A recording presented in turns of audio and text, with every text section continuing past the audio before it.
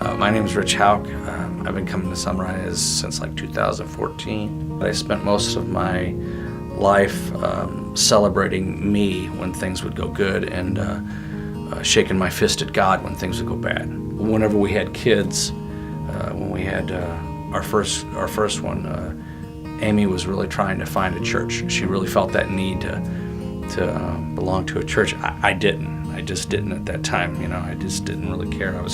I guess I was still about me. Sometime in April of 2006, I had a falling out with a friend. It was a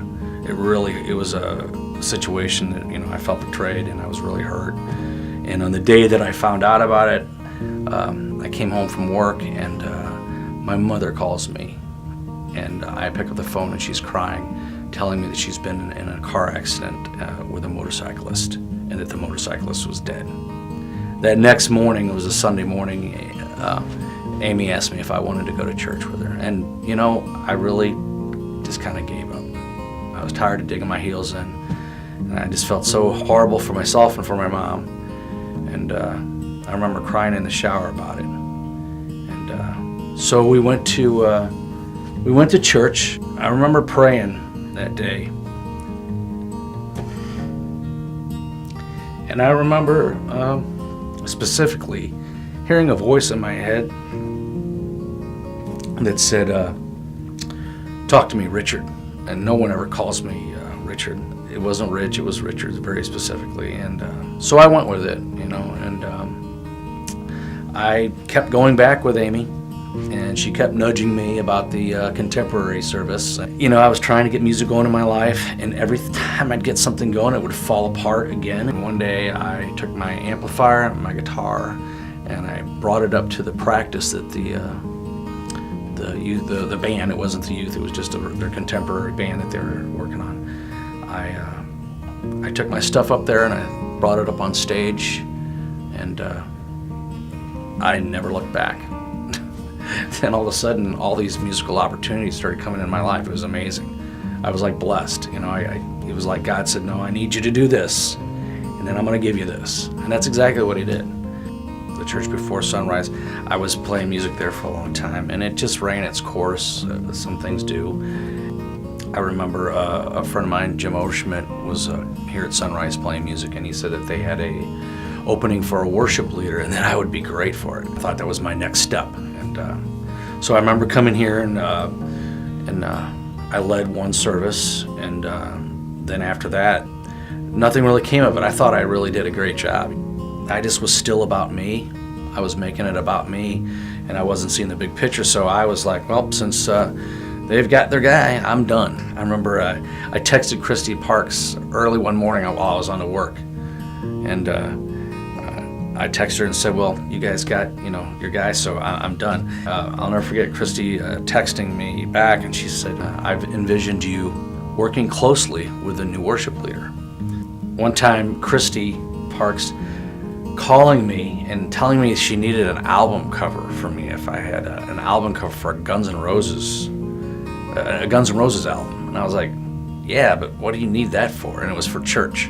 And I was like, "This is crazy." I couldn't imagine what they would need it. And then I heard that they were doing a sermon series called Dream On, and they were playing these rock songs. And it was right up my alley, all these rock songs, and it was so cool.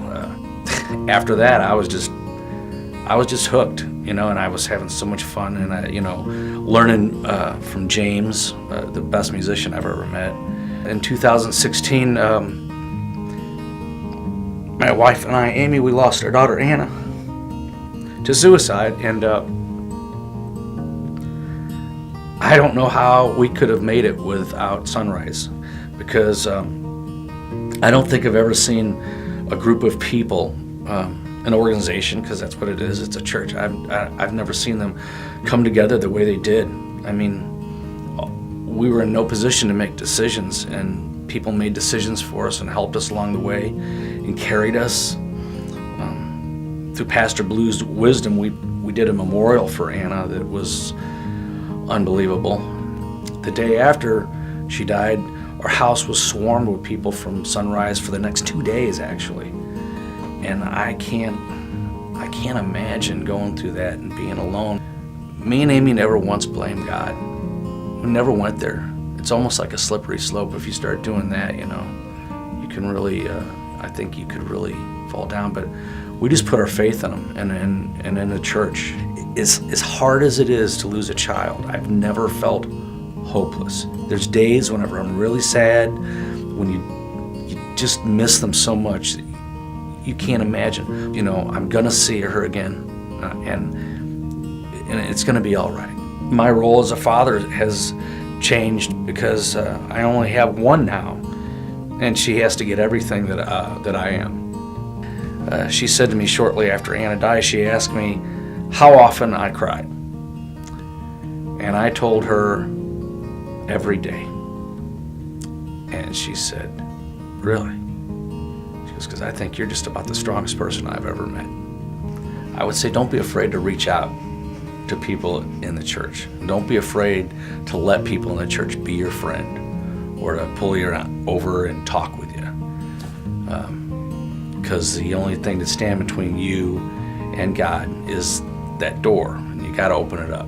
I open up to people about my faith. I open up to people about my daughter's suicide. We talk freely about it. We try not to make it weird for anybody, and I think that's helped. That's helped everybody. If I had been the guy that I was years ago, I would have kept those doors closed. I never would have opened up.